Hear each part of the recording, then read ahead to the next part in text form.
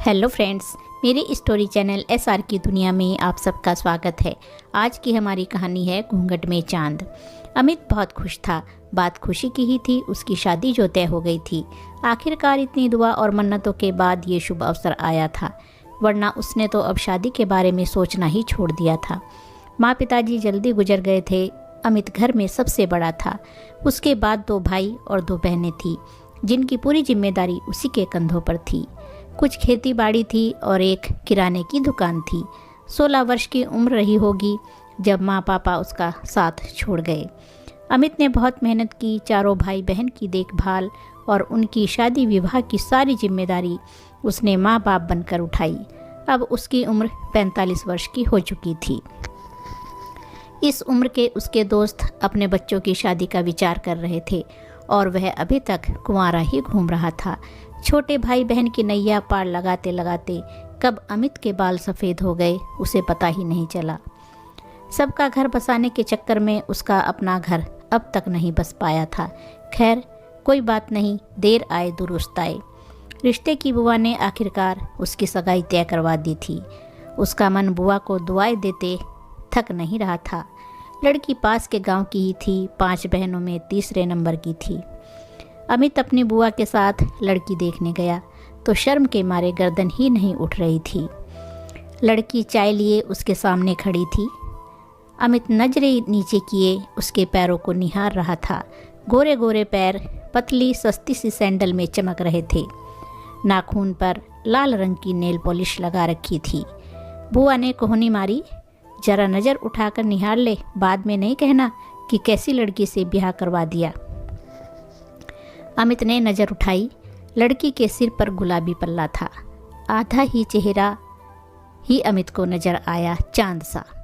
धीरे से गर्दन हिलाकर अमित ने अपनी सहमति जाहिर की। शादी की तारीख महीने भर बाद की तय हुई। अमित घर की एक एक चीज़ साफ करने में लग गया। घर में उसके सिवा कोई था ही कहाँ जो घर को सजाए। सब उसे ही करना था। बहनें शादी कर अपने घर चली गई थी। दोनों भाई रोजगार के चक्कर में परदेश गए तो वहीं के होकर रह गए। एक एक करके अपनी पत्नी और बच्चों को भी ले गए कि वहाँ बच्चों की अच्छी परवरिश और पढ़ाई होगी। पीछे रह गया बेचारा अमित अकेला। 1 महीने में अमित ने घर का पूरा कायाकल्प कर दिया। अपनी पत्नी के स्वागत में जो कर सकता था उसने किया। आखिरकार शादी का दिन भी आ गया। घोड़ी पर सवार होकर अमित कुछ दोस्त और रिश्तेदारों से घिरा गाजे बाजे के साथ ही धड़कते दिल से अपनी होने वाली ससुराल पहुंचा। लड़की वालों ने स्वागत सत्कार में कोई कमी नहीं छोड़ी। जयमाला फेरे सब हो गए। अमित बस अब एक नज़र अपनी पत्नी के चेहरे को देख लेना चाहता था, मगर चांद पर लंबा घूंघट पड़ा था। आगे पीछे उसकी बहनें, सहेलियां और भाभी थी। सुबह विदाई के समय भी लंबा सा घूंघट। विदाई भी हो गई। अमित अपनी दुल्हन को लेकर अपने गांव पहुंचा। सारा दिन रीति रिवाज निभाने में बीत गया। दुल्हन घर में औरतों के बीच बैठी थी और वह बाहर मर्दों में। आखिरकार सुहागरात की बेला आ गई। औरतों ने अमित को बुलाया और धक्का देकर कमरे के भीतर धकेल दिया। चांद पर अभी घूंघट पड़ा था। अमित हिचकते हुए पलंग पर बैठा तो उसका चांद और ज़्यादा सिमट गया। काफ़ी देर खामोशी छाई रही। आखिरकार हिम्मत जुटाकर अमित ने घूंघट उठाया तो जैसे उसके पैरों तले जमीन ही खिसक गई। घूंघट का चांद वह नहीं था जो उसे उस दिन नज़र आया था। यह तो कुछ फीका और अलग सा था। अमित ने पूछा, तुम कौन हो? वह धीरे से बोली, मीना। मगर मेरी शादी तो रीना से तय हुई थी। तभी दरवाजे पर दस्तक हुई। अमित ने उठकर दरवाज़ा खोला तो सामने बुआ खड़ी थी। दरवाज़ा खोलकर अंदर आई और दरवाज़ा बंद कर पलंग पर बैठ गई। अमित हैरानी से उनकी ओर देख रहा था। कुछ पूछना चाहता था कि बुआ बोल पड़ी, अमित, यह मीना है, रीना की बड़ी बहन।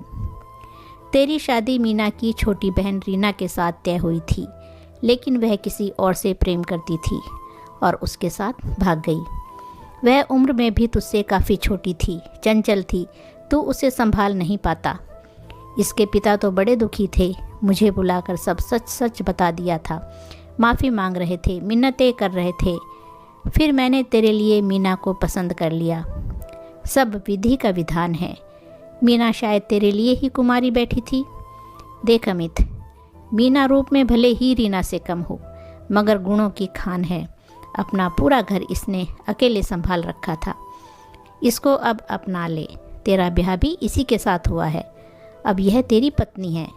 बुआ अमित पर दबाव बनाते हुए बोली। अमित सिर पकड़ के नीचे बैठ गया। बुआ और मीना एकटक उसका चेहरा देख रही थी कि पता नहीं इस खुलासे का क्या अंजाम होगा। कुछ देर बाद अमित ने सिर उठाया और बोला, बुआ, घूंघट में घोटाला हो गया, मगर कोई बात नहीं, नुकसान ज़्यादा नहीं हुआ। बुआ हंस पड़ी। साथ में अमित ने भी ठहाका मारा और चांद के चेहरे पर भी मुस्कुराहट आ गई। तो दोस्तों, ये थी आज की कहानी। अगर अच्छी लगी है तो लाइक और शेयर ज़रूर कीजिए। धन्यवाद दोस्तों।